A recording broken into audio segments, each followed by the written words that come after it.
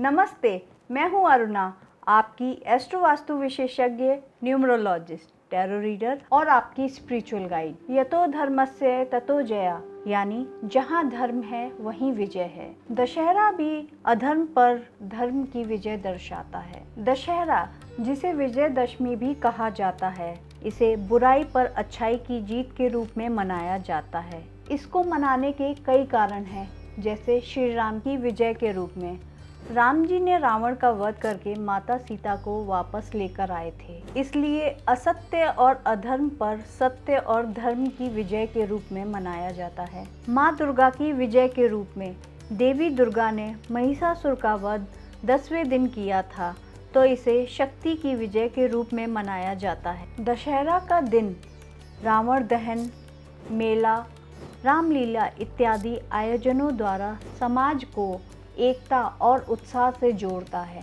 इस त्योहार को सांस्कृतिक रूप के साथ साथ धार्मिक रूप से भी मनाया जाता है, जैसे पूजा पाठ करके। इस दिन श्री राम, माता सीता, हनुमान जी और देवी दुर्गा की पूजा की जाती है। शस्त्र पूजन करना, शस्त्र पूजन में जो हम किसी भी व्यवसाय से जुड़े हैं वो हमारे एक तरह से शस्त्र कहलाए जाते हैं, तो उनकी पूजा करना। जैसे अगर कोई अध्यापक है तो वो पुस्तकों की पूजा करे, कलम की पूजा करे इत्यादि। धार्मिक रूप में दान भी आते हैं, तो इस दिन अन्न, वस्त्र, धन इत्यादि का दान करना चाहिए। और संकल्प लेना, इस दिन अपने अंदर की बुराइयों को छोड़ने का संकल्प लेना चाहिए। इसके साथ साथ बुराइयों को छोड़कर अच्छाइयों को अपनाएं। रावण दहन के साथ साथ सिंदूर खेला की परंपरा खासकर वेस्ट बंगाल और पूर्वी भारत में की जाती है।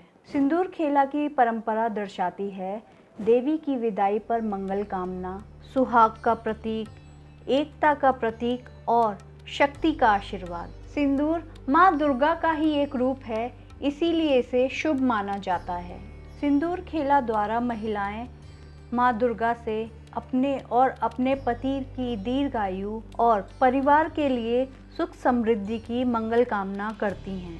सिंदूर खेला में पूजा की थाली में सिंदूर, मिठाई, पान, फूल इत्यादि रखा जाता है। सबसे पहले महिलाएं माँ दुर्गा पर सिंदूर चढ़ाती हैं और उनसे सुख समृद्धि का आशीर्वाद लेती हैं। फिर महिलाएं एक दूसरे की मांग और गाल पर सिंदूर लगाती हैं, मिठाई खिलाती हैं और शुभकामनाएं देती हैं और अंत में ढोल बजाते हुए माँ को विदा करती हैं। वहीं दशहरा पर रावण के पुतले के साथ साथ मेघनाथ और कुंभकर्ण के पुतले को भी जलाया जाता है। जहाँ रावण अहंकार, लोभ, क्रोध, अन्य बुराइयों का प्रतीक है, वहीं मेघनाथ अधर्म और बुराई फैलाने का प्रतीक है और कुंभकर्ण आलस्य, सुस्ती और गलत आदतों का प्रतीक है। इसलिए इन पुतलों को जलाकर हम अपने जीवन की बुराइयों का नाश करने को दर्शाते हैं। रावण के पुतले के 10 सिर होते हैं, जो उसकी 10 प्रकार की बुराइयों को दर्शाते हैं। ये बुराइयां हैं क्रोध, अहंकार, लालच, ईर्ष्या, भय, अज्ञानता, वासना, संदेह, असत्य और अविवेक। वैसे रावण पूरी तरह से बुरा नहीं था, उसमें भी कुछ अच्छाइयाँ थीं, जैसे वो बहुत बड़ा विद्वान और वेद मंत्रों में निपुण था। भगवान शिव का बहुत बड़ा भक्त था, साहसी और निडर था। कुशल राजा के साथ साथ कुशल योद्धा भी था, जो युद्ध कला में निपुण था। रावण में इतने गुण होने के बाद भी उसकी बुराइयों ने उसके गुणों को नष्ट कर दिया।